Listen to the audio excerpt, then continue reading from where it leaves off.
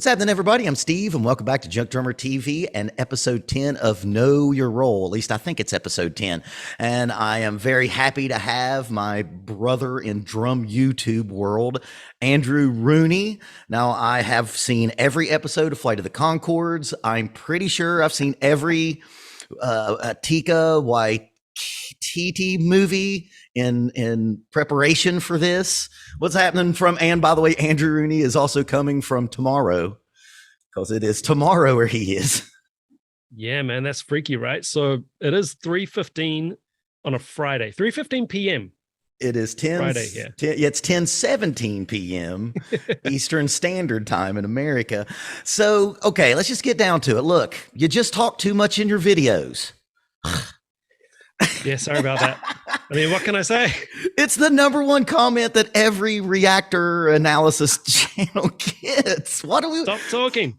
What did just go watch the video? Look, man, I always we're getting right into this, by the way, man. We're not holding back. So the first link in all of the descriptions of my videos, OG video link. Go and watch the video, please. Yeah. Please watch the video. And why do you feel you need to say that comment and act like you think you're the first one to be mad at a React video for talking too much? I guess, like, still within that, you could possibly talk too much in their opinion, as opposed to how much video, how much talking, but still, again, watch the video. I mean, watch the original video. If we weren't, then we would just be like hijacking people's copyright. And there are reactors that do that kind of like, let's be honest, they just stand there, sit there, and the whole video goes by and they do nothing. And at the very end, they're like, sub. And you know what? Like, it's funny you bring this up because I have tried in the past, because when you first start making content that starts getting a few views and you start to, at those original videos, you start to pay a lot of attention to the comments, right? Mm-hmm. And some of them cut because you're not used to all this vitriol and hatred. Yeah. So there were a couple of times where I was like, oh, people are telling me I talk too much. So I'm going to try doing a video where I don't talk at all during. So I'll just play it, start to end, and I'll try and talk at the end. And the hate I got for that far outweighed stopping the video. People were like, hey, you just played the video from start to finish. There's no point in doing that. Okay. So in America, I've now that I've kind of known you for a while, you're so nice. New Zealanders seem to be kind of like the Canadians of that area, because in America, Canada is known for being overly sweet and nice and maybe a little innocent. In America, we're just like, fuck you, man. Like, if you don't like it, just don't watch. Because I've seen one. I saw where in your community posting where you did like a big explanation to this guy, and like sometimes you just have to do that to blow off a little steam. Yeah. But I mean, that is what I love about your channel. Your channel is so different to mine. Yes, we're both talking about drums and we're both doing similar stuff, but your approach is so. I mean, I don't know how to put it. There was one video you did where you replied to the trolls. Oh, yeah, I've done 3 of those. And I just kept commenting. I was just rolling around, man, laughing. And I just kept commenting like, yes, on every point. I'm telling you, Andrew, you need to get a little written off and just roll the tape. If you know what I'm saying, and New Zealander viewers will know what I'm talking about. Very and good. Just homework. Just to have they have a platform. Our platform's bigger because we actually get to talk back. Well, man, I mean, I think for me, I mean, like you're a teacher as well. Mm-hmm. And a lot of my students watch my channel. Mm-hmm. And, a lot of their parents, for the younger students, a lot of their parents watch the channel. So I guess early on, I decided, I'm going to keep it. I'll try and keep everything above board. I mean, I do put in a lot of that's what she said, as a lot of my viewers will know. Is The Office huge in New Zealand? Because I've noticed that. Is that like a huge show down there? Well, the British one, okay. British colony. Right. So I mean, British humor is kind of our thing down here, but I mean, we all know Steve Carell is a comic genius also. So, So, let's talk about you getting into this game. And if you've noticed, there for a while, there was a bunch of drum teachers doing React videos, and then all of them kind of like fell off a little bit. And you've been nonstop, man. You doing those week-long videos? I do not know how you do that. Like, I struggle to get one a day out or one a week out. yeah, man. So, if you're talking about how and why I started doing these crazy videos, it was all to do with the lockdown, man. Mm-hmm. So, as COVID was kicking off and just the fear took over the planet, man. I mean, people probably forget how much fear was around at that point. I don't. Oh man, it was pretty serious, right? And people were freaking out, and it was becoming clear that you weren't going to be able to see people. So I started doing this just really stupid thing out of my house, out of the kitchen, called Coffee with Rooney, which is super lame and hilarious, right? And I would literally just set up my camera and do a live stream on Facebook, make a coffee, as I would normally catching up with drum buddies or whoever, and just talk. If someone commented, I'd reply back, and just like a hangout. And then it started to become, what if I put this on YouTube? And then what if I talked about drums? And it just sort of went from there. I was aware that a few people had done, well, reaction videos were already a big thing by then. Oh yeah. And then I saw drummers doing them. I might have seen, honestly, I don't remember. I remember seeing Garrett, Josh, maybe. I probably saw you as well. I cannot remember. Have you ever seen the one who I think is probably the podfather of all this was It's like, I'm going to get his name wrong because I think he's Eastern European, like Martin Jovovich. He's the speed metal guy. And that's who the first one that I saw. I'm pretty sure he was patient zero for the drum React, because vocal React was kind of a standard. And there's some big ones like Rebecca Vocal Athlete, and there's a guy named Tristan Paredes. I've actually talked to Rebecca Vocal Athlete. Like Elizabeth. Beth Roars is another one. And I saw more, and when I saw Rebecca Vocal Athlete, and I'm not a vocalist at all, and we're going to talk about you singing later, because I know about you, Andrew. I think my boy's calling. But when she was doing that, I was like, well, I'm a teacher, and I was fascinated by the way that she broke stuff down, was explaining. It had been a long time since I heard the word melisma, and I was like, well, I know all those drum words. Like, I could probably do this. Doesn't sound healthy. You know what I mean? Dude, I think you're the biggest one. Like, I respect your hustle. Like doing like you did, didn't you do a Rush week? Yeah, I've done a Rush week. I've done Black Sabbath week. Just a couple of themes, keeps it fun. Now, are those bands big in New Zealand? That may be a dumb question. I want this to be a little bit of a cultural exchange too. I want to know about your country. Yeah. Now you've really opened up a can of worms, man, because I got so much heat. The most heat I've had on the channel was not knowing Rush music. Oh, man. Yeah, but see, man, Rush fans are kind of annoying. I'm a Rush fan, but they're a little bit cultish. Yeah, that'd be a nice way of putting it. But Rush is a band, and sometimes people in other countries don't realize who makes it to certain countries. Rush never toured here, as far as I know. And I've never had a friend who's even mentioned Rush. In saying that, I knew about Neil Peart. I knew he was a legend. I just didn't listen to Rush. And none of my friends did. No one here would own a Rush album. Okay. The first time in New Zealand I really heard about Rush was from my teacher at jazz school, and he was Canadian. So okay. Yeah. Oh, well, there you go. Rush records come with the phone book in Canada. And see, like, I'm a fan of a Canadian band called The Tragically Hip. Now in Canada, and Canada's just right above us, and I know America's one of your bigger countries, but nobody knows who they are down here. And the only reason I know about them is because I saw them at Woodstock '99, watching it on pay-per-view at the house. Yeah. And I've mentioned Tragically Hip before, and Canadians like, oh wow, you know who that is? So I know that name. I haven't heard them either, but I know the name. they're huge in Canada. They're like Yeah. probably second or third biggest rock band. Some Canadian, I have a bunch of Canadian listeners. Somebody tell us in the comments section. They're like second, third. Like Geddy Lee is a huge Tragically Hip fan. You know what I mean? Right. Like they'll talk about Right. them a lot. So like what American bands are big in New Zealand? Oh, most of them are, right? Okay. Most of it does translate across.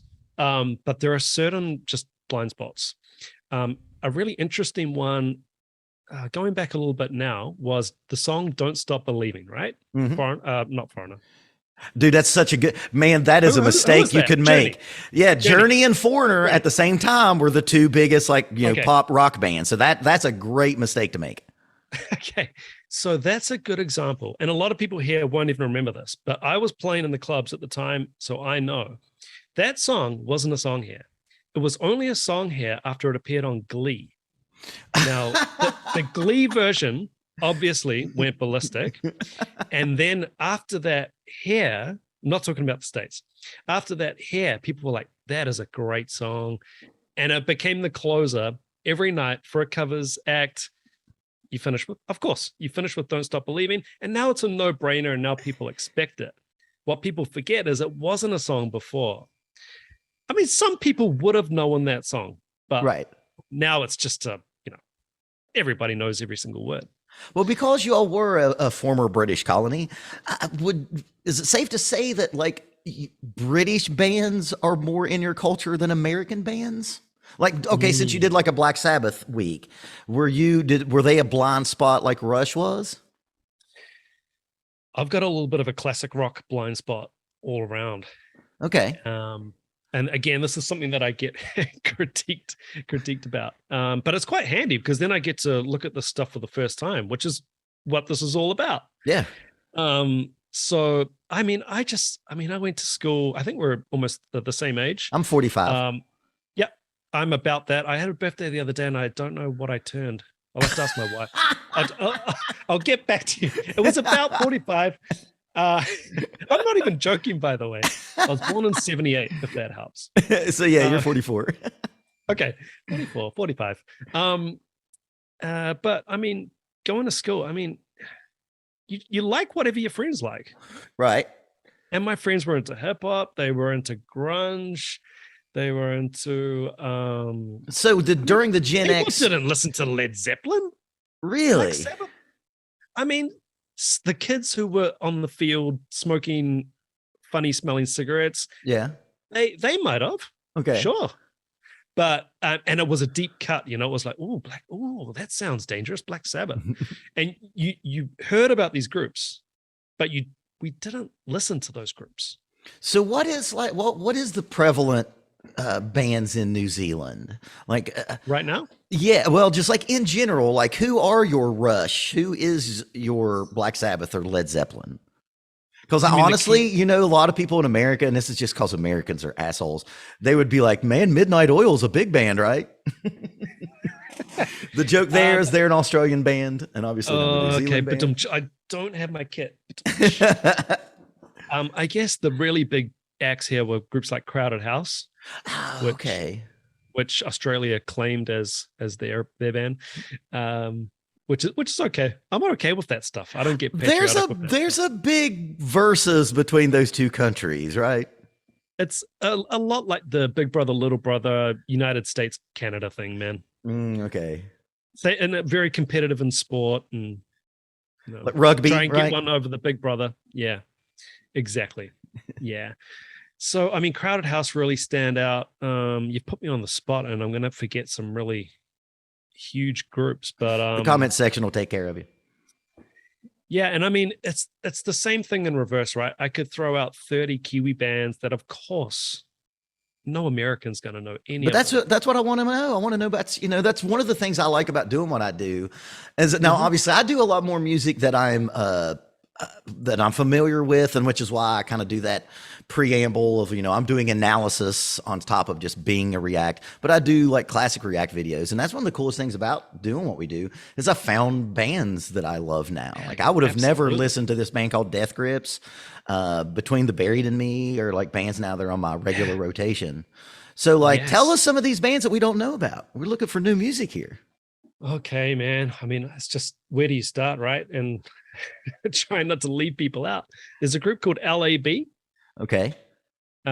Which is almost, I mean, you could almost consider it like a local supergroup made up of other groups that were quite big. Okay. And I mean, I'll send you a song, right? Please do. Yeah. I mean, LAB is one. The dub scene's quite big here with groups like that's very British then. I was going to say that's a very British thing. Yeah. Dub's groups very like big the Black Seeds. I loved a group called Trinity Roots. Okay. Which was like obviously rootsy type music, but all of the players in the group were jazz school trained. So, I mean, you'd go to see their live shows and you think, man, there's no way they can pull this off live. And you go, oh, okay, sorry. They just kill it. And lots of improv and crazy stuff. Shapeshifter. Okay. Drum and bass acts. With a guy called Darren Mathiasen on drums, who's probably, some would say, New Zealand's best. I mean, you can't have best drummer, right? But right.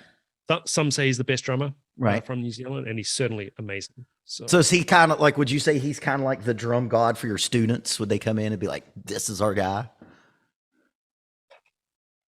I think the drum gods are American drummers and British, probably, to be honest. Or just the typical upper level, right, drummers in the world. But yeah, I'm just trying to spitball a couple of Kiwi acts that. Well, see, what I was going to suggest is you should do this. It's like, I think one of the things that people like about you, and both of us actually, is they love our accents. And honestly, you should do like a Kiwi week and introduce other people to these styles of music, because I think a lot of people use the styles of videos that we make as a way to get turned on to new music. As strange as that is, like 20 years ago, the last thing you would think is a couple bald dudes going to be talking about drums and you're going to find a new band that you love. You could end up being some like a Kiwi ambassador. Like I would watch the hell out of that. Man, I think it's a great idea, and it's something I've thought about doing so many times in so many different ways.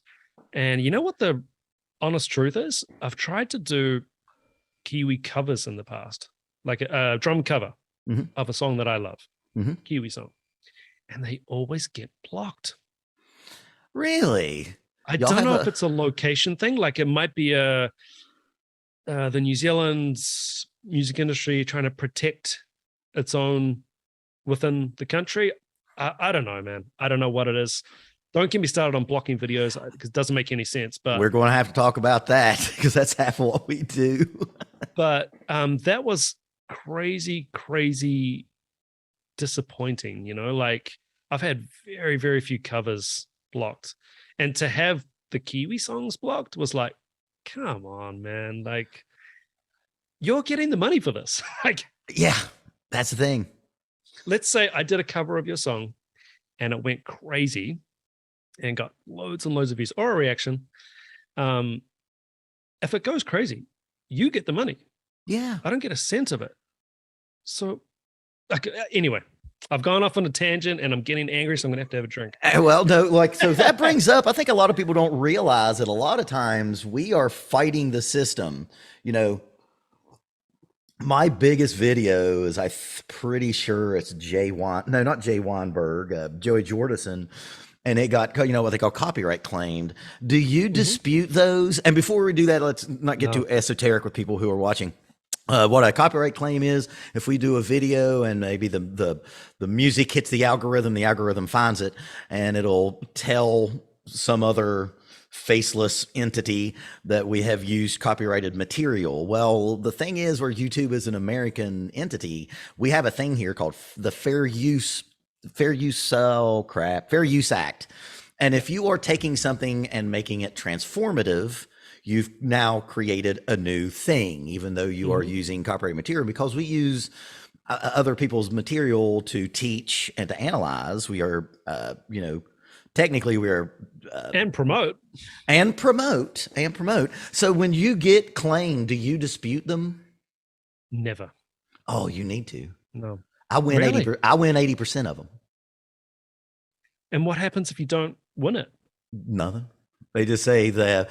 They just say the company says no. And here's how it works. So, and I was talking to Tim Connolly, who's another aspiring YouTuber who actually has great information on the molar technique. I did an interview with him, and he doesn't do it either. And what happens is you dispute it, you say it's for fair use, and you explain, this is what I'm doing. I'm stopping, I'm starting, I'm explaining, I'm analyzing, I'm praising, and the copyright company has 30 days to review that and either say yay or nay. Well, here's the thing. If it's somebody big like Warner Brothers, just kind of gets forgotten about. I've won 80% of my copyright claims. Oh yeah. You're blowing my mind here, man. I've got very few that are claimed. Very few. No, unfortunately, two of my biggest, Michael Jackson and the Slipknot, those are like 1 million views between those two videos. Those, they said, nah, we're going to keep the copyright claim on that. But everything else, and also another one that they'll do, and Tool does this. Tool will do what they call monetization sharing. So then they'll half it with you. So like all of my big Danny Carey videos, I've gotten half. And like, that's fair. I'm fair. I'm cool with that. But it's something you got to do. You should go back to everything that is copyright claimed and dispute. Jack White, his company is called Third Man Records, and they actually reviewed it within the 30 days. And like, it's just me standing hard for Meg White because I love everything about Meg White. And they sent me an email and was like, you can have it. Like, we like this video. So that will happen as well. Yeah. Okay, you're blowing my mind here, man. Yeah, man, you're leaving money on the table. See, too nice. I was talking to Tim today, who's Canadian, and my boy Andrew, who's New Zealand. You all are obviously more polite than Americans because I know we're like this. But like, yeah, you just got to get, fight for your stuff because you're doing and promoting. There's maybe one of the biggest React channels in America anyway. It's called Lost in Vegas. These two hilarious. Yes. Oh, they're hilarious. Yeah, they're great. They did In the Air Tonight. They had never heard it before. It was #1 on iTunes the next week. They single-handedly made that go on the charts again. Mm-hmm. I think that's another thing. I mean, without trying to build myself or yourself up too much and what we do and stuff, the world's changed, man. Like, we used to have music critics and film critics and we still do, I suppose, but it's much more, how can we put it? YouTube has replaced TV. Yeah. And in some ways it's replaced print media as well. It has. And people want an honest feedback from people they trust and people they like, right? Mm-hmm. I mean, it's weird to me now to think of just a faceless film critique. Yeah. I mean, now you wouldn't do that, right? You would watch a YouTube. You'd watch Critical Drinker. Yeah, exactly.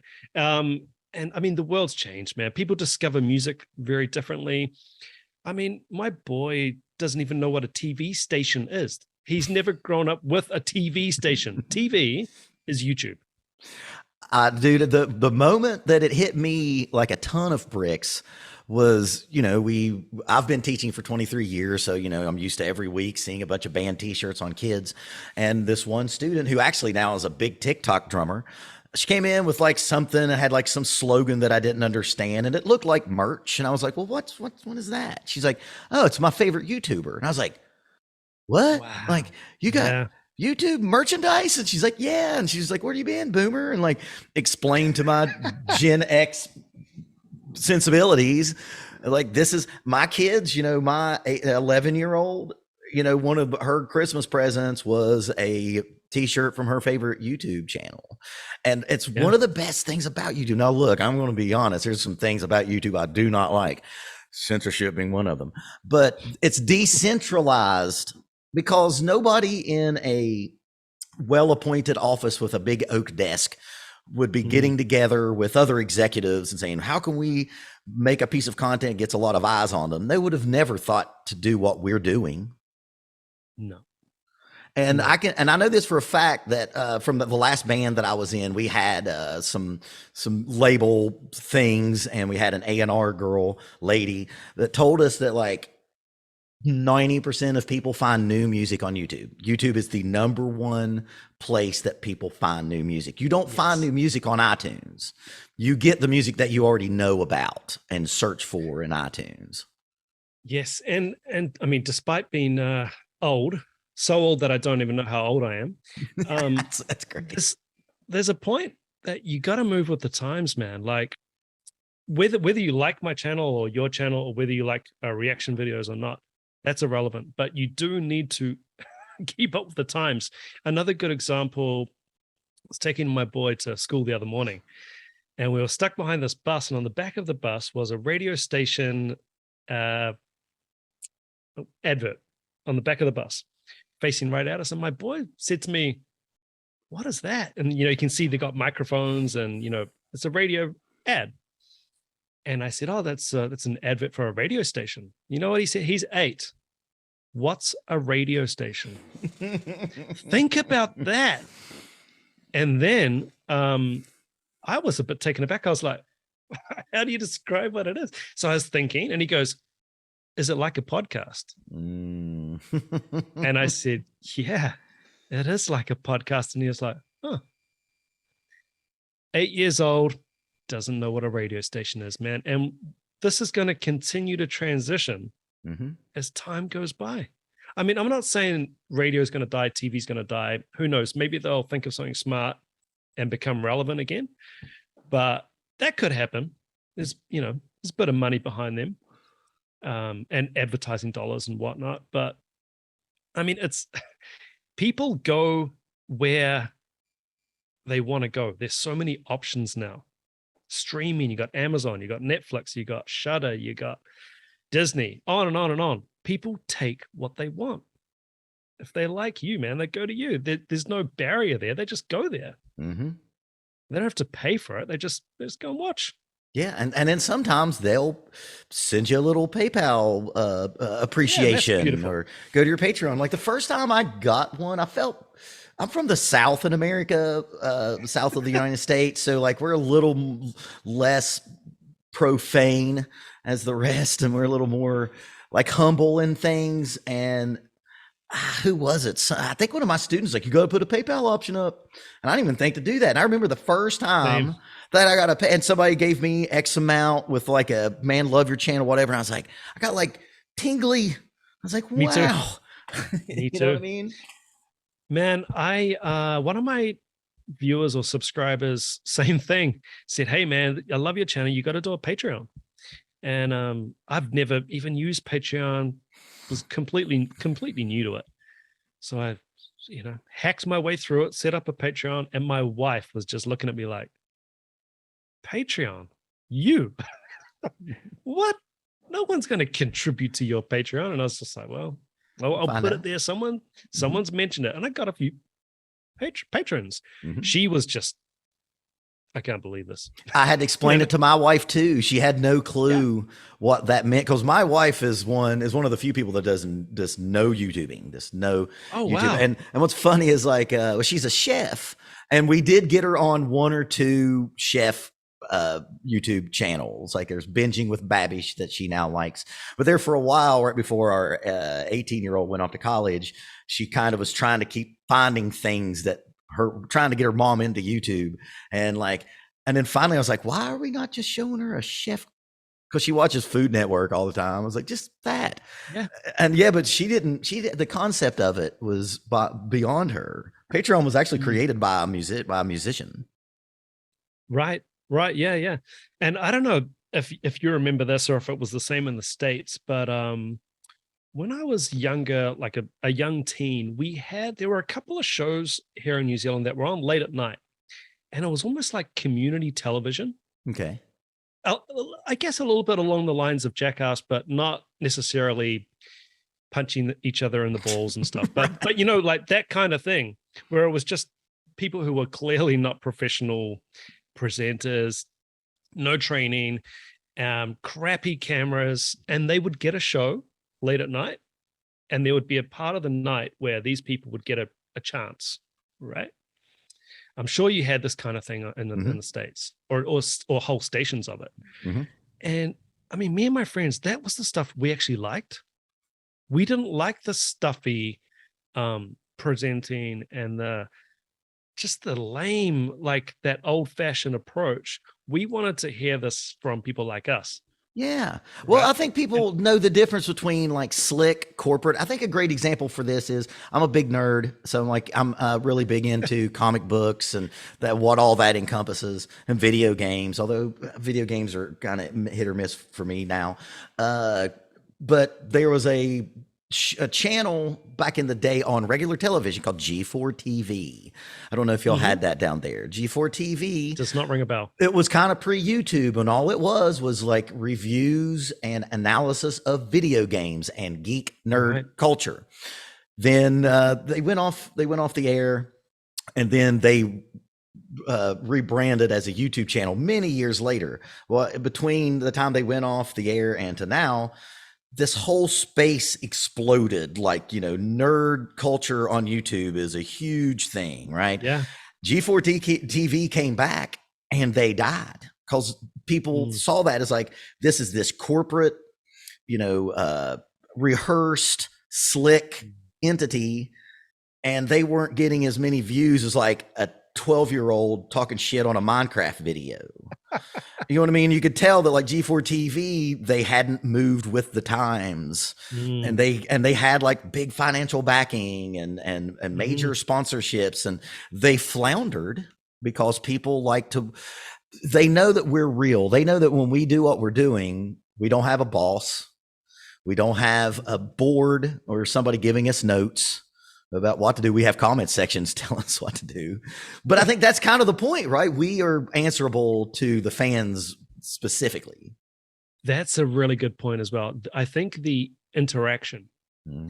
So the fact that, let's say you were my favorite reaction channel or YouTube channel in general, and I leave a comment, you actually reply to me. That doesn't happen on TV, man. So, I mean, there's this real personal touch to it. And I think that vulnerability of, I mean, for me personally, every single reaction I do is literally, it is genuinely the first time I've seen this video. So you're watching me clicking on a link, and that's it. Sometimes ads are popping up and all sorts of crazy stuff's happening. So I'll click on it, watch it. Sometimes I'll just say, hey, this is not I've never owned a double kick pedal in my life, man. I could never play what he's playing in a million years. Like, he's so far above my level, it's not even funny. I'm a drum teacher, but I'm not above saying that and being honest, man. And people will critique me and say, oh, well, if you're a real drum teacher, you should be able to teach all styles. It's like, y'all don't get it. You don't get it. Like I always say that, like I say mere mortals, like, we represent most drummers. Not all drummers are Danny Carey. And Danny Carey's like a glitch in the system anyway. Exactly. Yeah, like people who say that, like, you just don't understand. I remember I was trying to get my guitar player into teaching. He was hating his job. He's a great guitar teacher and actually went to music school for a little while, so he's a little learned. And he's a big like Steve Vai, Joe Satriani, shred guitar guy. He's like, oh man, blah, blah. I was like, dude, you're going to be teaching G, C, and D to 9-year-olds. Yeah. You're not going to be teaching White Cliffs of Dover by Eric Johnson, which you will sometimes, but those kind of students are, I think people talk about this, like being drum teachers. I think that they think that all we do all day is teach Tom Sawyer. Yeah.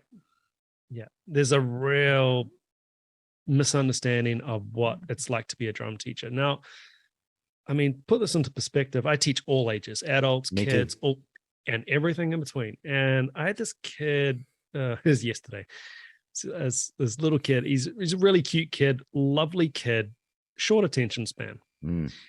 I cannot keep him on the drums for more than a couple of bars, Right. let alone play a whole song.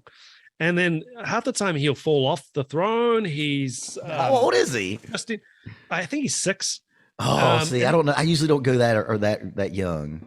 6 is too young normally, Mhm. but I took this guy because he was just so keen, and the dad was just like, he really wants to do it. So I made an exception. And he's hitting hand drums off here, and he's shaking maracas that I've got all around the room. And it's like, look, we're a long ways off playing Numa. Yeah.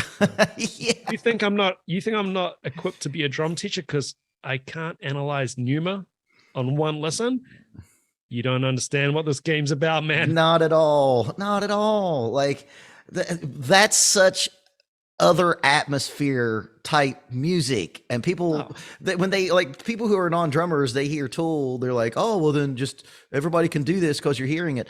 I've said this on one of my videos. I think one of the reasons I love Danny Carey so much is it's so over my head most of the time that my analytical mind shuts off, and I can just listen like my mom would listen to something, and listen to it as a non-drummer, because I can't understand most what's going on anyway. Oh man, I miss the days of listening to music like a civilian, right? That's a good way to put it. It's like civilians. You just turn up at a gig and you just shut your brain off and have a blast, man. You don't care where that bass drum is. Oh, he's using a D-dub. Okay, that's an interesting finish. And why is this cymbal angled like that? I mean, who cares, right? Exactly. Actually, to combat that, there's a style of music in America which is kind of like, I guess, our folk music, at least the folk music of the area that I'm from, called bluegrass, and it's string music, right? There's no drums most of the time, like 99% there's no drums, and I'm a huge bluegrass fan. Part of it because it's part of my like heritage, and part because it's just good to put on. I can just listen to it, and I don't have to worry about is the bass drum going one and or one I always tell my students when they get to that level, I'm like, congratulations, you'll never enjoy music as much. Yeah, I mean, there is a part of that where when I finish teaching for the day, I do try and shut that off. It's hard. And, I love driving home, and, I put something different on, like Daft Punk. I love Daft Punk. That record's so good. Oh, Random Access Memories. Oh my God. It's probably a top 10. I was about to say it's like a top 10 record for me. I'm going to do a top 10 record video, and it's going to be on there. But that one had all the killer players on it, like JR and Omar Hakim. But even the other ones where there was no drummer and it was just their electronic music, great. I'm not even a huge electronic music guy, but that's an example of something that I can put on and be just like, man, zone out, love it. But oh my God, we could talk about Random Access Memories. It's genius. I started a band because of it.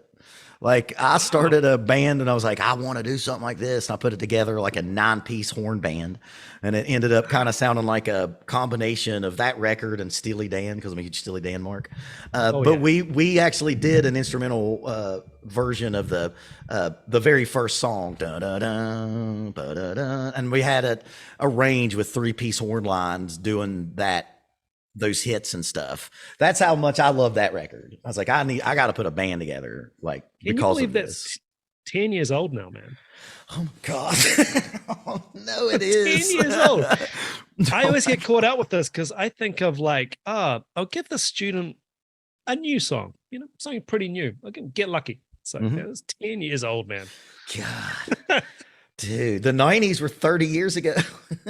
Oh my God. You know what I mean? So something you said earlier I want to get into, and you said you went to jazz school. So is there a vital jazz scene in New Zealand? Well, it's very underground, man. It's very underground. It is here too. Yeah. It's more of a jazz school here, I think, is mainly a whole instrument upskill kind of thing. It is jazz focused, but the players that are coming out of that course, they are the best drummers locally in all the different scenes: pop, musical theater, indie, punk, everything. They're all coming out of the jazz schools, man. And that's not me saying jazz is the best or whatever. It's just that those are the guys that are putting in, crazy hours and getting those connections, right? So, at our jazz school, I went to Auckland University Jazz School, and we're in with the pop students, and we've got the classical students. And who do the pop people come to? They're all singer-songwriter guitarists, right? Who do they come to when they need a bassist and a drummer and a keyboardist? Straight to jazz school, man. So you've got all of these bands that are springing up, which are, some of them are getting really good traction, and they're all jazz kids. Really? So, and they've just put in so much time on their instruments, right? now, were you influenced or inspired to do that by like the American jazz greats? Like you think of like the Mount Rushmores of, because jazz is such like, that's the one thing, because most things American are bastardizations of everyone else's culture, and even jazz is as well, because it's a combination of 3 or 4 different cultures. What America does best is steal your shit and change it around and make it a new thing. I didn't say anything. It's true. We know we're this way. We know we're this way, Andrew. But it's such a American art, the things that got put into it. So, like, is it the same down there? You listen to a Love Supreme. You listen to absolutely. You listen to so Elvin Jones, Tony Williams, Art Blakey. So those guys are as big down there too. Absolutely. I mean, we've got reasonably well-known jazz artists here as well, but I'm the same. Jazz is an American art form. There's been some beautiful French jazz and jazz from all around the world, but that's an American art form. And I think the Coltrane's and Elvin Jones and Tony Williams, that's where it's at. Always go back to that stuff. So were those the drummers? Like, okay, let's talk influences. Like, were some of those? This will end up being like a Modern Drummer magazine interview. Like, what were the drummers that influenced you to specifically go in the jazz direction in university? Like, do y'all call it university or college? University, yeah. Yes, yeah. Auckland University. I think for me, I've always been pretty realistic in terms of music as a career. Mm-hmm. So I'm not an artist who's going to eat 2-minute noodles in a basement. Like I've always been like, I got to make money. I gotta, this is a career for me. It's not me mucking around at jazz school. This is a career. Mm-hmm. So I didn't just go there to be a jazz artist. I just wanted to upskill everything. Okay. For my covers, corporate covers. I went off and did cruise ships and a lot of musical theater and that kind of stuff. Okay. You've done some similar stuff then.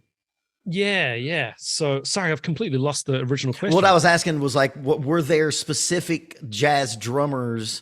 Because maybe I was asking that like as like an artistic standpoint. Was it like, oh my God, I love the third version of the Miles Davis quintet, Tony Williams. Like I want to go to jazz school.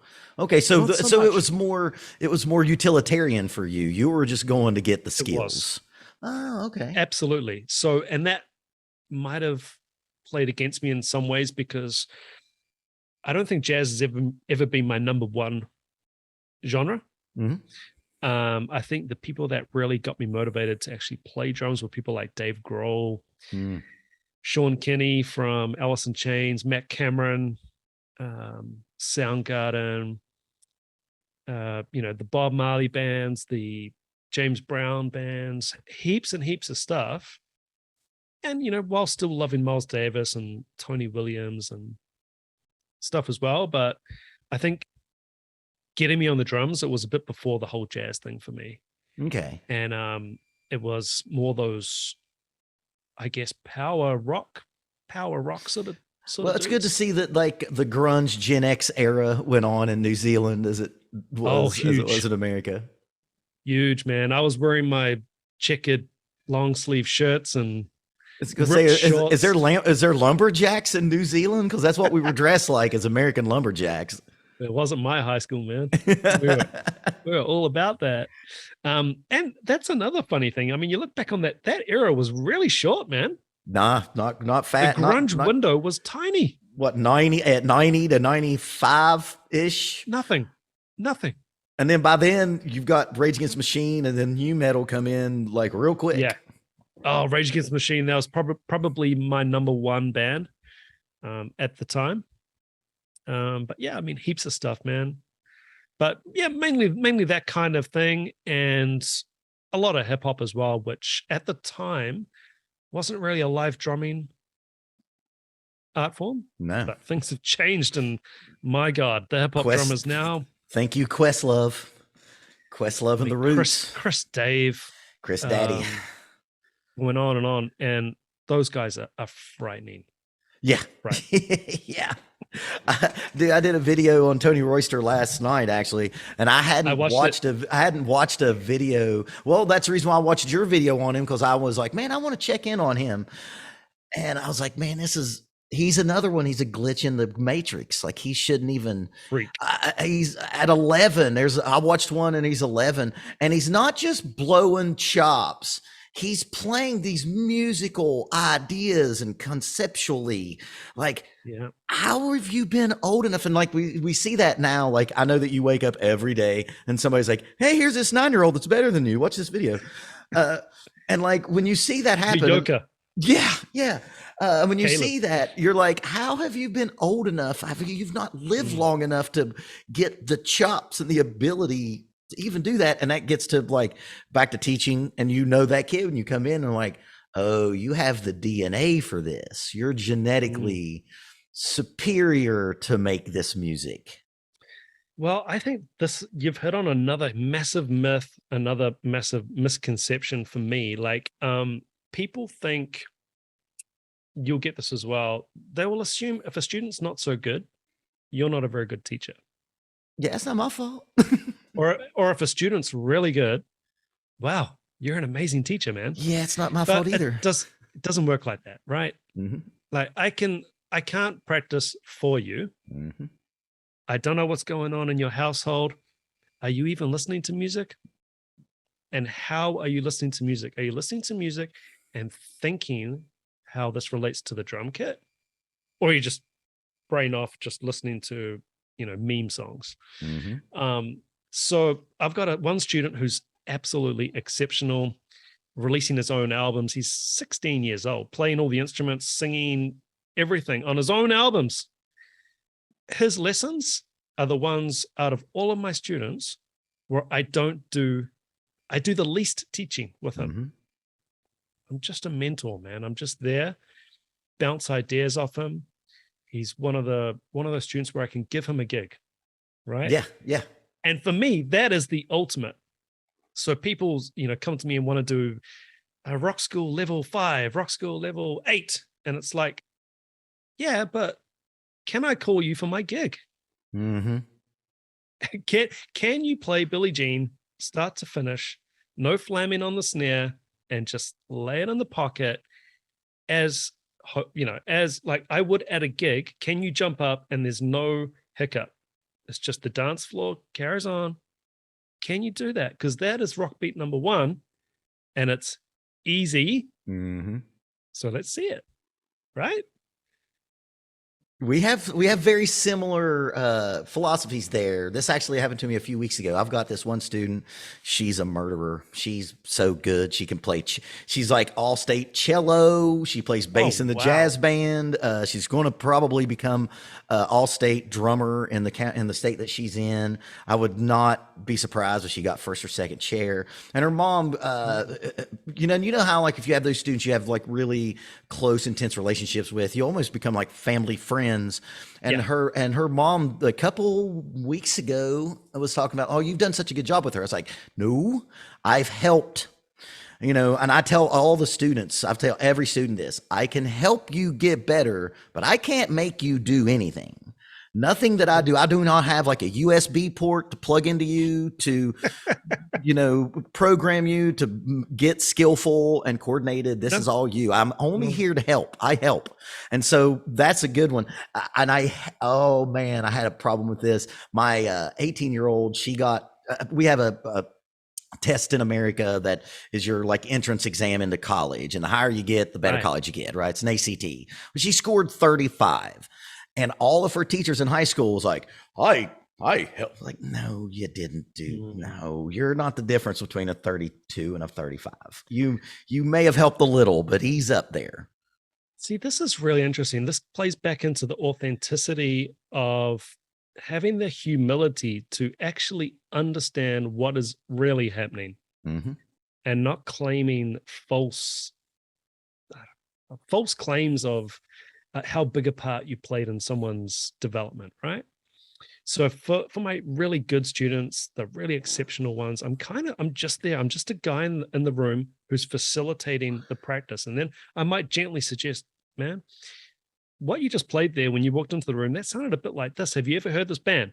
No, I haven't. Check them out. You're going to really like them. And then that leads them off on this whole other path. And then it might be, hey, I can't make this musical theater sound check, but they want a drummer at it. Do you want to go and do the sound check for me? It's a pure sight read. Your reading's good. Go and challenge yourself, man. You're going to get to meet 20 musicians plus one of the top MDs in the country. And I mean, without sounding grandiose, what a gift. Mm-hmm. What a gift, man. But if you're a student who loses their homework every week and didn't get time because you were very busy this week, am I going to offer you that chair? I can't offer you that chair, man, because you're just going to humiliate yourself. And also, you could be Danny Carey, and you're not helping him get any better. Danny Carey's not going to make that student get good. No, that's a whole other box of frogs, man. So, great drummer versus great teacher. Right. Trust me, I know plenty of phenomenal drummers who are far, far better than I am. Horrible teachers. I know some really, really tremendous, patient, thoughtful, prepared teachers, not such great drummers. Mm-hmm. This is the way it works, man. And like the reality is, if you think about this, if you're a first call drummer and you can just gig whenever you want, are you going to be a good teacher? Because you're often not even going to be around. Well, you also you've got to like doing it. Yes. I had a similar story in a really early video that I made called "The Top 5 Mistakes Every Music Teacher Makes," and it was my guitar player, this other guitar player, the guitar player I talked about earlier, who thought that he was going to have to teach Steve Vai every day. He became a great teacher. The other guitar player, like way better, and like one of the best guitar players. I call him Jeremy, the best guitar player in the world. He's just one of those guys. And oh man, I got him hired because I teach at a music store, at a school attached to a music store. Actually, there was two of those before COVID. Now there's only one left, unfortunately. And I got him a job there, and God, it was so bad. And I just walked in. I was like, Jeremy, you're terrible at this. Like, you have to stop. And he was miserable. But the thing is, he hated it. He didn't like it. I was yeah, he wasn't even asking the kids' names. Like, he didn't even know his kids' names. You know what I mean? I was like, oh, you just stop, dude. Just go back to working in the restaurant because you're not good at this. Because you've got to like doing it. You know what I mean? Like, you have to. Oh, absolutely. You've got to, like, if you don't get the same jazzed vibe when you see a kid accomplish something as you do when you do it, then you probably aren't going to be a good teacher. Yeah, I think I've definitely crossed over now where I actually get more enjoyment and satisfaction from watching my students, win a band competition or do this or do that than my own stuff. I'm not saying I've achieved everything or amazing, incredible things with my own playing, but I'm pretty happy. Like I'm not actually out these days chasing big gigs and trying to get on this record. I don't care anymore. I actually do. I'm more of a teacher, I think, than a player these days. Yeah, but I've probably watched more of your playing videos than your React videos. Man, you're a fucking great guitar drummer. You know what I'm saying? Like, that's a guy that, like, you know what you're doing. Like, and actually, I want to bring that up because I almost did it. I was getting ready to sign the contract. Tell us about doing cruise ships, because I'm sure cruise ships was probably a big business in New Zealand, being an island. Like, tell us about that experience. I'm sure you were probably a single man when you did that. I wasn't, man. It was something that I always wanted to do, and the way it popped up, it just popped up when I had a kid and married, and it was. They basically said you can go wherever you want in the world. So I was like, oh. So I had a chat to my wife, and my wife's from South America. Okay. So I thought, how about if I did it in the Caribbean, so we could go to South America together, have a little holiday with the family over there. I shoot off, do a little bit of playing on a cruise ship, come back, pick you guys up, and we head back to New Zealand. And my wife was like, great. So that's literally how it worked out. We had a guy from Carnival Cruises come down to New Zealand, and he did in-person auditions. So you had to do an application before the audition to make sure that you're not just completely wasting this guy's time. And there were 50 applications, 3 auditions. Okay. Whoa. So out of those 50 applications, 3 got an audition. I was one of them. My buddy Steven was another one, a great vocalist who had done cruise ships before, and he just wanted to try out a Carnival. He'd never been on Carnival. And turned up and did this audition, and I knew it was going well because the guy that auditioned me, one of the songs, they got me to sight read Sweet Home. And just to see, how you would cope with reading a chart with a couple of different hits in it, and, your volume you play at and everything like that. And he jumped out of his seat and jumped on the piano, started taking a big solo. So I was like, okay, I got this. I got this. So yeah, I got the audition. And yeah, they did say, the guy literally said, wherever you want to go, man. Nice. So I said, I want to be in a show band in the Caribbean. And he said, cool, let's do it. And that was that. So did you do it regularly? Because I've known people that kind of like are lifers that like are, no, I could home for a little while and then gone all the time. I could not do that. I was away for, I believe, 4 months, which was the longest 4 months of my life, having a wife and a kid. Oh, that's why I said when I heard you say that, I assumed like, oh, he probably did this before he was a family man. Because most of the people I know that did it were like really great kids right out of college. You're in your wild ass 20s and you don't have to worry about, waifu and the children. And like one of my, actually the guy, one of the trombone player in the band that I talked about before that I put together because of Random Access Memories, he had just got back from your part of the world. Like that was where he was, and he was in my band in his off time. And then I had to replace him because he went back out, because a lot of those guys just do that stuff for life. No, I just did it for the 4 months, which was a long time for me at that time. And honestly, like, it's got its pros and cons. I love playing every night. Yeah. That part of it was great. But you came back and your chops were on point. Chops were pretty good by the time I got back, man. And then just settled back into my normal life here, So it was great. I probably wish I had done it like a bit younger, But I mean, in saying that, the people in these groups, for anyone who's watching, like, there's a range of ages. Oh yeah. I had a student do it right out of college. He was like 22. Mm-hmm. Yeah.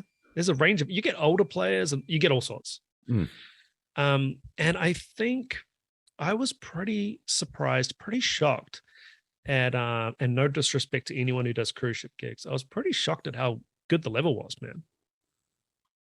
So that was another thing I had heard. People talk a load of beep, as you know, online. Various online drum forums, the cruise ship thing comes up. And what's the first thing that people's comment? Oh, my brother's uncle's sister's auntie did it. And when she wasn't playing the drums, she had to scrub floors. You're not scrubbing floors, man. I was going to say. And that's a really persistent myth. And you'll see it just pop up over and over and over again. So this whole thing of you'll be playing drums, but when you're not playing drums, you're doing serving. jobs. Yeah. What? I think you were on a cargo ship. So what did, okay, so like, were you doing, when you said you were like in a show band, were you doing like pop music, or were you doing like show tunes, everything. like everything. Broadway? So a typical week, this is interesting. Typical week, I've done a blog on this. So there was the Welcome Aboard show. So basically the first day of the cruise, it was a 7-day cruise. we do this thing called Welcome Aboard Show, and everybody comes into this big theater, and it's click tracks and dances and whole shebang, rotating stage, pretty cool. So you're on in-ears and all sorts, and you basically just welcome the new guests on the ship. There's jokes, and if I hear a joke that I like, I'll do all of that kind of stuff. And we'll play a whole bunch of songs and high energy, man. Like, this is the real deal. You're going in. This is loud horn section. It's on point. And then we would shoot off and do a like an 80s night for an hour. Oh, wow. And then the next night could be Motown night. There was a disco night. And then there were other strange things, like there was this thing called Superstar Live. So this is going to fry anybody's brain. And for anybody who asks about sight reading, a lot of misconceptions about sight reading. This is sight reading. So Superstar Live was live band karaoke. Oh, I knew that's what this was going to be. So each player, it was all the rhythm section from the show band, and we'd all have a couple of folders, like hundreds of songs. Hundreds of songs. And I was the only one on ears, and the engineer down the other end of the theater. Okay, Andrew, the next song, and the person's walking up to the stage at this point. Next and song this is just somebody that's on a cruise. Yeah. And I'll get on my ears. Okay, next person up is singing song 160, Man, I Feel Like a Woman. So I turn to the band and I say, 160, Man, I Feel Like a Woman. Everybody goes through their folders, finds 160, bang, slaps it on the music stand, and it is literally, I give a thumbs up to everybody's got the music, right? Cool. And the engineer says, ready? Ready. Click, click, click. Da, da, da, da, da, da. Let's go, girls. And so Steve, right? That is sight reading. Yeah. Because, okay, so my next question is, had you heard Shania Twain? Had you heard country music before? Oh, heaps of country music, man. I loved it. Really? Is country music big in New Zealand? I think it's getting bigger. Really? I really do, man. I think there's a community. We're off on a tangent, but I love it. I think there's a community element with the dancing and the line dancing. Simple lyrics that there's nothing tricky, right? We call it down home. We call folksy down home in America. Yeah. There's no ulterior motive. It's just, grab your partner and do-si-do. And and it's relatively simple. Yeah. Right? Oh yeah. Yeah. In that sense, it's a little bit like disco. Mm-hmm. Disco was just like, let's have a party, man. Let's have a good time and dance. And I find country's a little bit like that. It is. Where I'm from, it's a very big style of music. Actually, one of my really good friends plays with a two-time Grammy-nominated country artist, and another one of my friends plays. I actually have two friends that play with multi-Grammy-nominated artists. This might. Because I wanted to talk about how the lockdowns affected you, because I know that your country had some really hefty lockdown measures, like even more so than America. As much as America was bitching about it, I know that you all had it a lot worse. It seems like, from at least what I got from our media covering you all. But during the lockdown, I played in a metal band, and I had a chat room with three like murderers that live in Nashville, Tennessee, which is Country Music USA. That's where country music lives in America. Mm-hmm. And I woke up the day and I had a reminder. It's like, oh, this is where my metal band was going to play our first big festival. And I texted the fellas, and I was like, oh man, like today would have been my metal band's first real gig. And Jimmy, he goes, yeah, I was supposed to play Madison Square Garden today. Oh my God. Yeah. So you're teaching, did you teach in like a school? Did you teach in a music store? Were you teaching at home? Teaching. So I've got my own studio, which is actually in a friend's building. So we've got a ridiculous amount of gear. I mean, if you're a gear guy, he's got about 30 drum kits. That's 3. Oh, that's excessive. a ridiculous collection of snares, including DWs, Craviotos, on and on and on. So yeah, I just teach there, and I also teach at a school.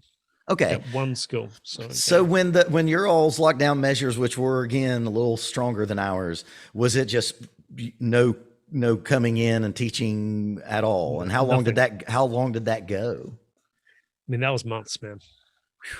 It was months. So I was teaching online, and I mean, I got used to it, and it had its pros and cons, like everything. It was really good in some ways. You actually got to see what some of the students what they practice on. How many times did you have to fix kids' drum sets after you finally saw them? Oh my Lord. And like, you've been hearing about how, I'm really having trouble practicing at home. And you think, really? And then you see the kid. Okay, I get it now. Yeah, your toms are this far apart. When I switched, because I had 55 students, and then like the next day I had like 16 that were willing to do online. Because like if you're like my 8, 9, 10-year-olds wasn't really going to work with online, like what you was talking about earlier with the 6-year-old, right? But yeah, I spent probably the first 2 or 3 weeks doing online lessons fixing drum sets. Yeah. Like, how do you have that one tom here and one tom up here? Like, have you never and these were kids that I'd had for a while and that were good and like were, practicing drummers, and they had their shit wrong. I was like, no wonder. Because they'll say something like, come in, it's like, oh, this drum set's so much easier to play. And then I got the same, I was like, oh, but that's because your fucking ride cymbals over here. Like, your hi-hat's in a different room. Yeah, dude. Yeah, for sure.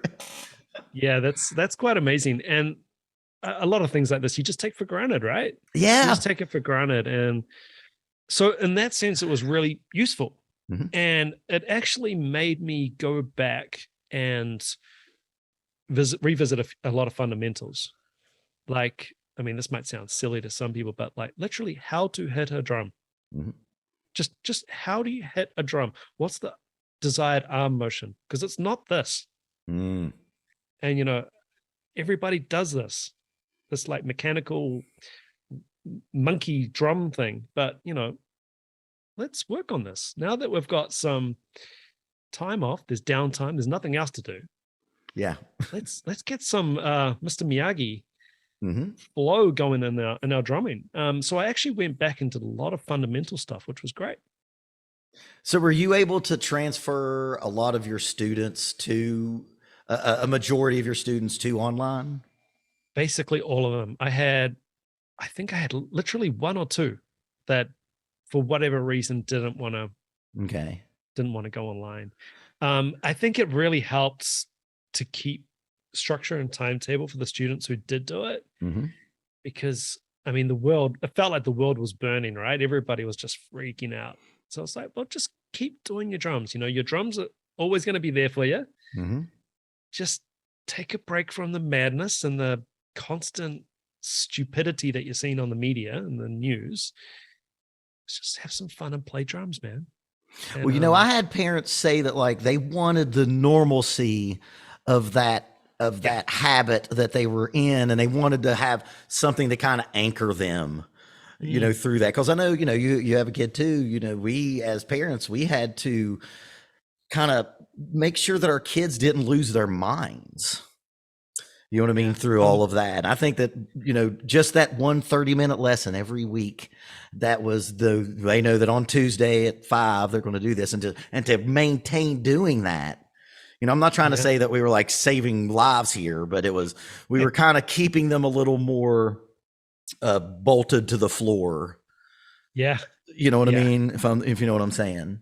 It's like a cruise ship is leaving New Zealand and it's on its way to the States, and it might drift off, and we're that guy that's going to go, hey, just put it back on course. And this big journey of your drum learning, I mean, you're going to have so many ups and downs, and it's nice to have someone who's experienced and just say, hey man, it's all right. I've failed an audition as well, and I've been kicked out of a band, and you might just be the guy that actually keeps them steady. right? You know, you said this earlier when you were talking about like your philosophy about how like your value as a teacher is not uh, wrapped up in how good or bad the student is. I bet you this has happened to you. I've got a student right now.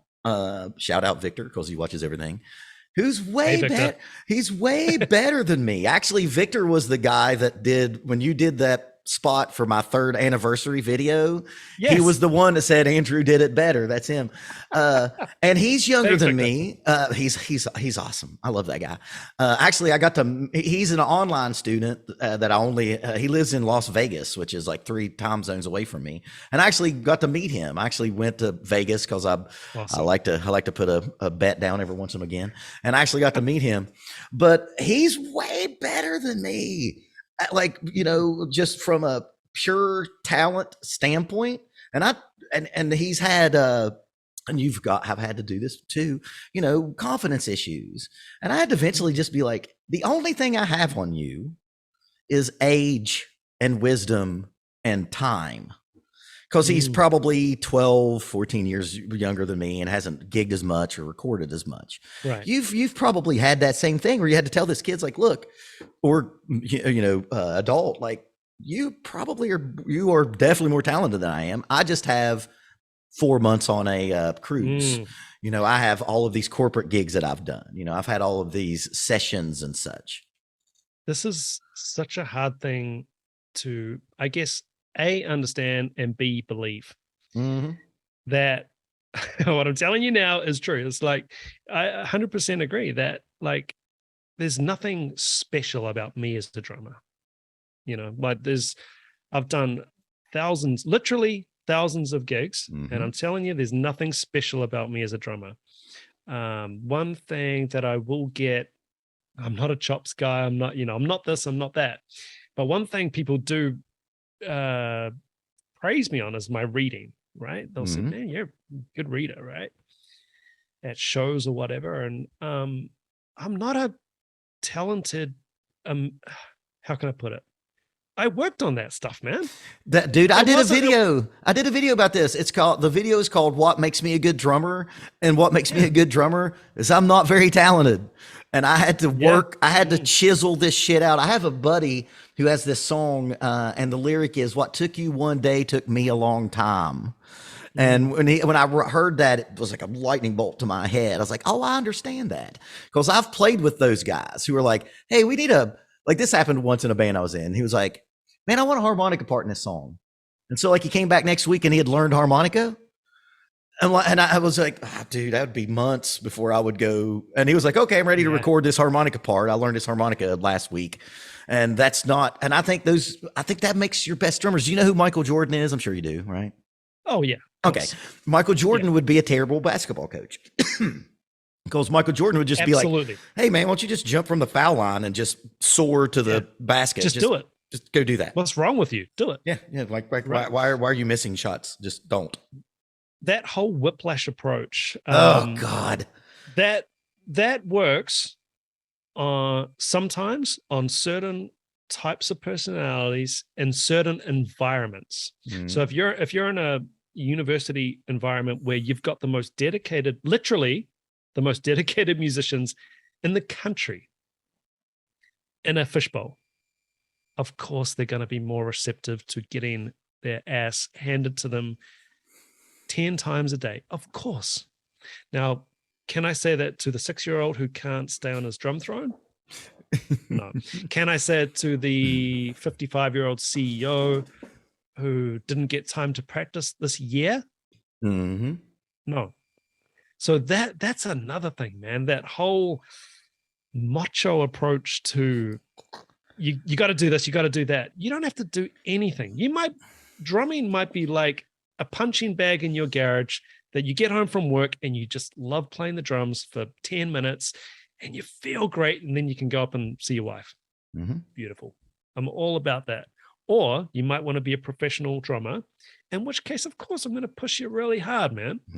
Push you real hard as you need to get pushed. And all the gray area in between. But I think what people don't realize or understand is that if you've got a lot of experience, you've got countless gears. You can make as many gear shifts as you want in the lesson. I've always said, because I taught, excuse me, in high school for 13 years. I was a drumline assistant band director, drumline instructor, assistant band director for 13 years, and teaching wholesale, right? Yeah.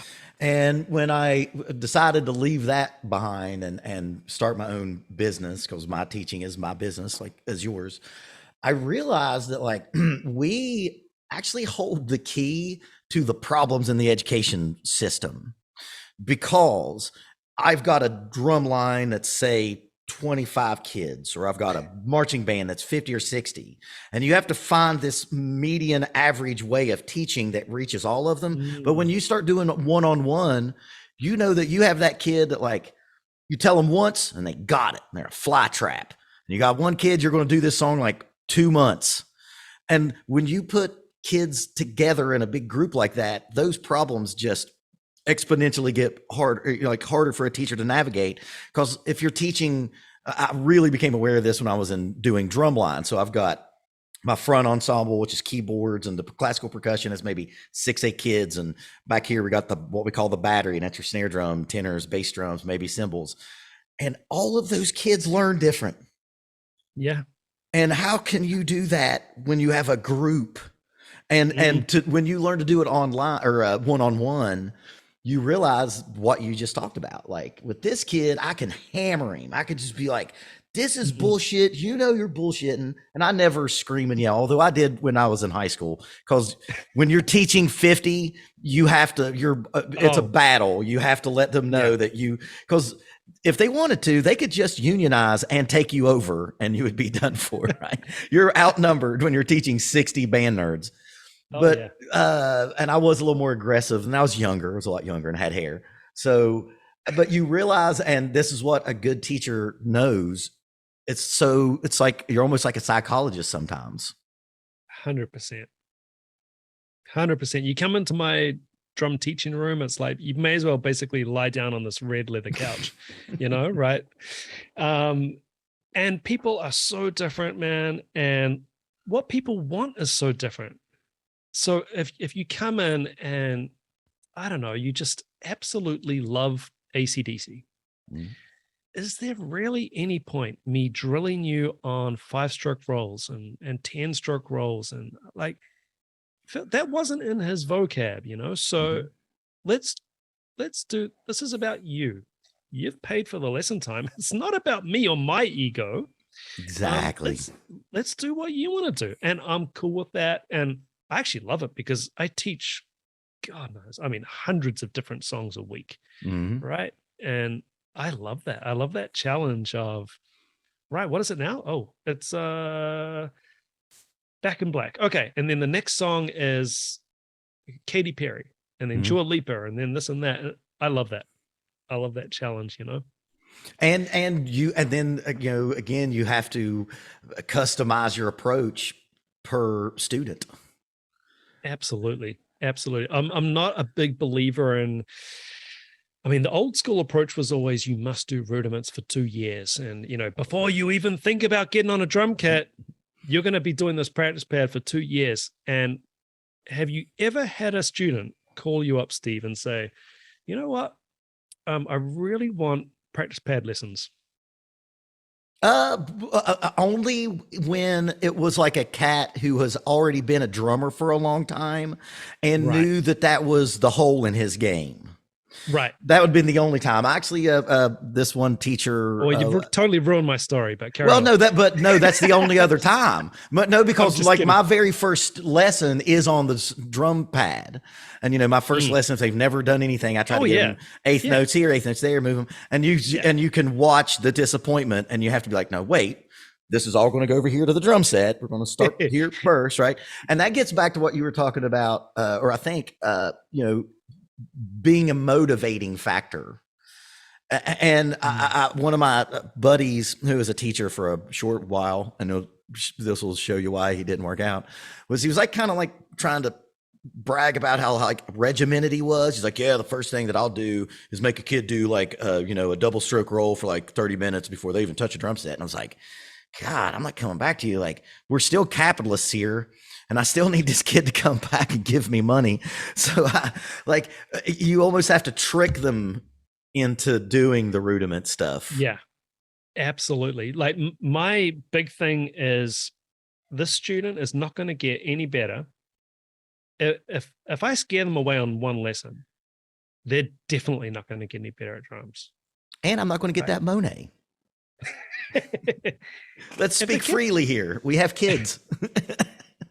Yeah, I mean, if the student is that intimidated and bored and just like, oh, this is not what I signed up for, like, how are they going to get better in that environment? Whereas if you teach them, I don't know, what are the ones it's always Believer, Imagine Dragons, Back in Black, those really simple Seven Nation Army.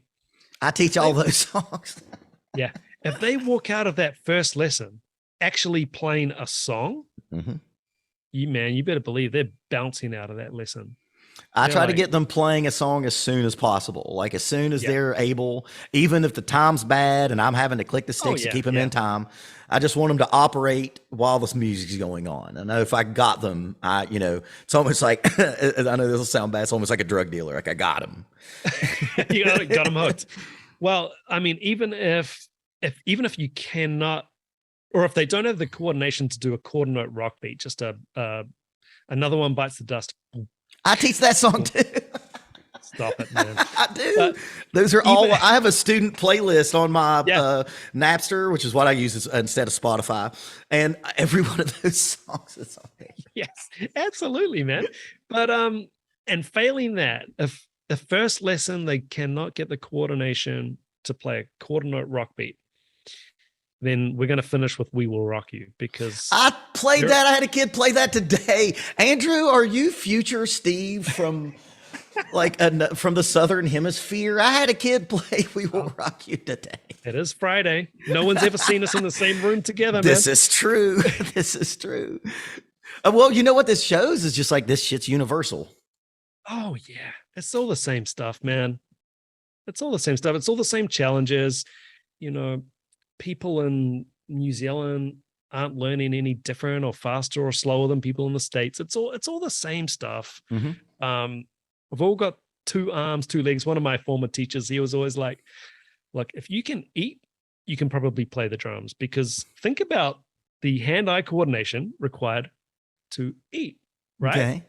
So most people, if you can walk, if you can put one foot in front of the other without falling flat on your face, you've probably got the coordination to learn the drums. What you're missing and what you can't see at that entry level point is the amount of time. You're underestimating the time factor and the mileage required. So a good example of that is like, I'll have a student who will come in and request a song. It's a song I've never heard. And typically I'll bring it up on my Drumeo because they've got all the charts there. I'll just bring up the song. Oh, there it is. And I'll go through a few things, and then we might have a playthrough. And sometimes the student will just be like, because I'll just play the whole song through. And they're like, but you've never played that. And they can misconstrue that as talent. Or I'm just better than them. I'm not, man. It's just, I've already essentially put in the work to play this song by playing 1,000 other songs. I've already got the vocab to do it. It's not like this is the first time I'm playing Rock Beat 1 with a 16th note fill. Just the fact that it's a different song is meaningless. It's all the same stuff. Yeah, there's only so many. There's only so many permutations of the same rhythms on the same on the same body parts. And by doing that, that is a really good way to advertise. Like, hey, you want to do this? Let's learn how to read. Like, you'll be able to do this too. I try to tell kids like that. Like, if you learn how to read, you won't need me as much. You could just go buy the same books that I played through, and then you can just read the damn thing. Absolutely. I mean, what the common things, right? Well, Dennis Chambers can't read. Well, you're not Dennis Chambers. Dude, that's the one right there. Yeah, you ain't him. And if I'm going to be brutal, that is what I'll say. I'll say, oh, John Bonham didn't get drum lessons. You're not John Bonham. Yeah. He was in the biggest rock band in the world. Yeah. In the world. You're talking about outliers. I mean, you're in a dangerous game if you're going to cite outliers, and you game for 16 hours a day and you're going to say, well, John Bonham didn't practice. Well, he wasn't gaming for 16 hours a day. Yeah, no he doubt. was touring the world in the biggest rock band of all time. That's my favorite, when a student comes in and you haven't seen them for 7 days and they say, oh, I haven't had time to practice. And I go, how much Overwatch have you played since last time I saw you? And inevitably, I played Fortnite for a few hours. Like, you could have dropped Fortnite for about a half hour and done the thing I asked you to do last week. But I also tell them all the same thing too. Whether you get good or not, I'm still paid. But I would prefer you to get better, because I see you as an advertisement out in the world. Because as well as anyone, if a student's out there, and it actually kind of goes back to like how much credit we can actually take for kids' successes or not. You've had that student or that parent's like, oh, little Jimmy, he's good. He came to you. Can you do that to my kid? And you have to tell him, like, well, you got to make sure he practices like little Jimmy, because I can only help. Yeah. There's so many factors on top of the practice. It's the environment as well, right? What's going on in the house? You'll get students who the dad is a bass player at the church, the mother plays the keyboard at the church, and he's been in that musical environment since a baby. Yeah. Of course he's going to understand what's going on. He's watched a drummer every week of his life. Like, that is a huge advantage that people just don't see it. And that's when you start getting that thing of, well, this kid just jumped on and he could play straight away. Doesn't really work like that. Like, there's some underlying thing that has happened in that kid's life where it makes sense to him. My boy drums are around his environment since he was born. Right. He understands the hi-hat. When you stand on the pedal, it makes that sound. He understands that when you kick the other pedal, it makes a sound. Snare does this. He understands the kick, snare, boom, ta, boom, boom, ta. It all makes logical sense to him. If you bring in a kid who's never seen a drum kit being played, of course they're on the back foot, right?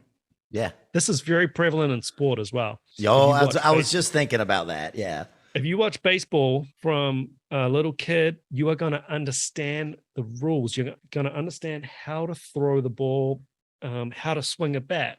And then you'll see a kid who didn't watch baseball and they look completely uncoordinated and look at that. They just haven't got the background in it. Right.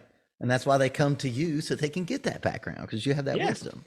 So one more quick thing, because I got to get you out of here, because we've been doing this for a while, Andrew. You talked about this. I like doing it. This has been so much fun. Yay! That's what she said. But earlier, we talked about the lockdowns was kind of the reason for starting your channel and starting with Rooney. Coffee with Rooney. What was like when you started doing your videos?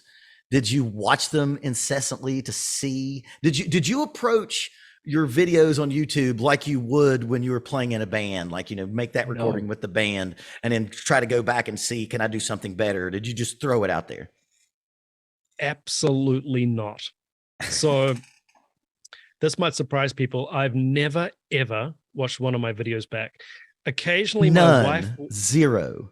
Never. Occasionally, my wife will put on one of my videos on TV, and I'll just, oh my God, please turn it off, please. For real. If she wants to watch it, I'll have to leave the room. I don't know. I sound funny. I got a stupid accent. Like I'm one of these people where I can't listen back to a recording either. I just hear the imperfections. Like but I literally, man, I don't know how it works for you, but I do one edit. So I record a reaction. I'll do one pass. And that is it. Okay. I I would don't say watch it back. that. I don't Really? check it to see, is the pacing good, or should I change the color correction? Nothing. One pass, render, upload, done. Well, I mean, whatever you're doing is obviously working, Mr. Rooney, because you are close to 100,000 subs. If you are one of my subs and you're not sub to Andrew Rooney, go look for Andrew Rooney Drums and go make sure to sub for him. Tell him that Steve sent you. Uh, is there anything going forward? Is there anything new you're kind of trying to do with the channel, or you're going to kind of stay the course? What are we looking for in the future of Andrew Rooney channel? Because man, you get 100,000 subs. I didn't think it was possible. Like I know that Garrett got up to about 60. You know, I'm up like 40 now. Now there's vocal coaches that have like 1 million, and that's a little more universal because anyone will listen to a singer, right? Yeah. But like moving forward, are we going to see anything different, new?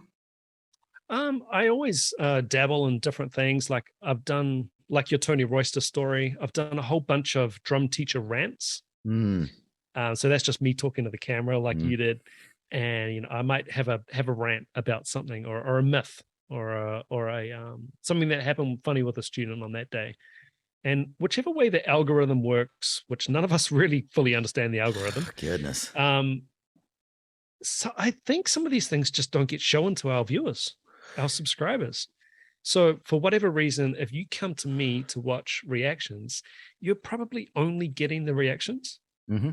Whereas I'm recording a heap of covers. I got hundreds of them, interviews. But to answer your question, I would really love to get back into interviews.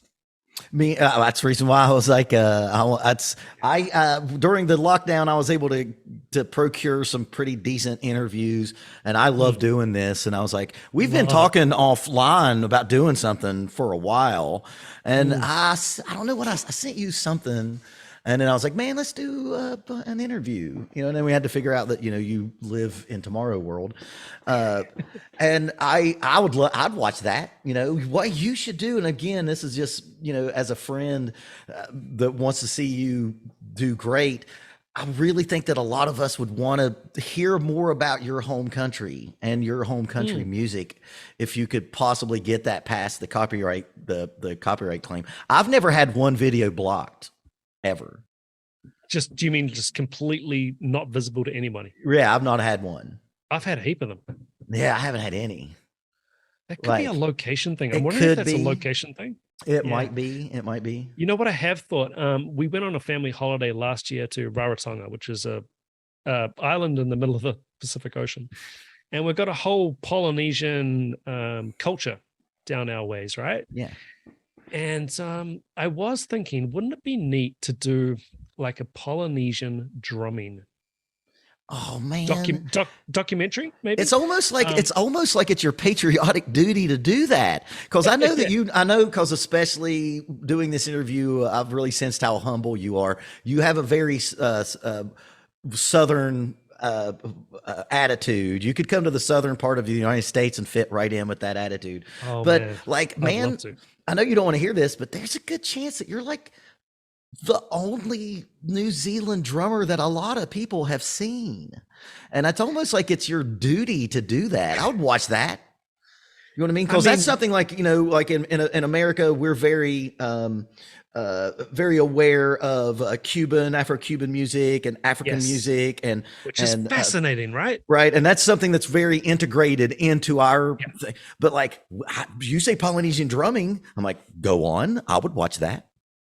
Yeah, actually, I got to do it, man. Like we were on this holiday. Like this is just a small example, and a lot of them use log drums, which are hollowed out wooden drums played with big sticks, not like drumsticks, big sticks. And you generally got these big muscular dudes, hammering out these big accented patterns.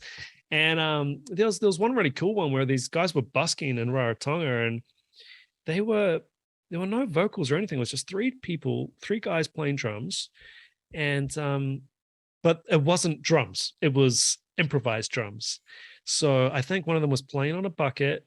One of them was playing on a tin, which gave like a cymbal sound, and there was something else, and they were playing this pretty integrated rhythm. I was thinking, man, I mean, hey, it's rough around the edges. If Right, I'm going to right. be honest, but that's the beauty of this. I was going to It's say like, that's the charm of it. absolutely. I don't want slick, right? You want real. No, yeah, This is the theme of this whole chat. yeah, You yeah. want authenticity, right? And yeah, a lot of like almost wipeout kind of accented Right. rhythms, and it was like, but all bouncing off each other. Mm-hmm. Almost, I mean, Latin people have, Cuban people have that internal clave that they just know, and that's part of their DNA. They just know it. Mm-hmm. So a lot of them can join in on a clave or play a part that complements the clave. And it was a little bit like that. I thought, man, this is deep. I mean, this is thousands of years old too, right? Oh man, you've got to do this. Like it's your duty to like get this out. Because again, I know you don't want to hear it. I know you cringe when I say it. You are in America. You are probably one of the most watched New Zealand Kiwi drummers. That's not. Man, there's no bullshit. I know how many views you have. You know what I mean? Yeah, like, there's a good chance, and you could be like this cultural guide. Because Americans don't know anything about y'all. It's one of the first conversations that we had. And by the way, I think I get credit for not mentioning Lord of the Rings once in this interview. Do you want me to show you my Hobbit feet? But I mean, seriously, like, we are Americans know about the UK, and we know a lot about like European metal, especially. Man, Australia, we know Midnight Oil. New Zealand, we know Crowded House, and you could be that guy that would, like, again, I would binge anything about an ethnic cultural drumming heritage, and you kind of would be like, I didn't know there was Polynesian drums. I mean, it makes sense, of course there is, but it's not something I even thought about until you said that. Well, it's that old thing, right? Like where drums were the first instrument. Mm-hmm. Someone hidden something on a cliff or in a cave or whatever. That is the first instrument right there. And it's across all cultures, man. Like percussion, hitting something, signal. It's almost like a Morse code. Mm-hmm. Often used as a military signal and all of that kind of thing. And it's just everywhere. And I guess for you guys, a sunny holiday might be, for example, the Caribbean. Mm-hmm. For us, it's the Pacific Islands.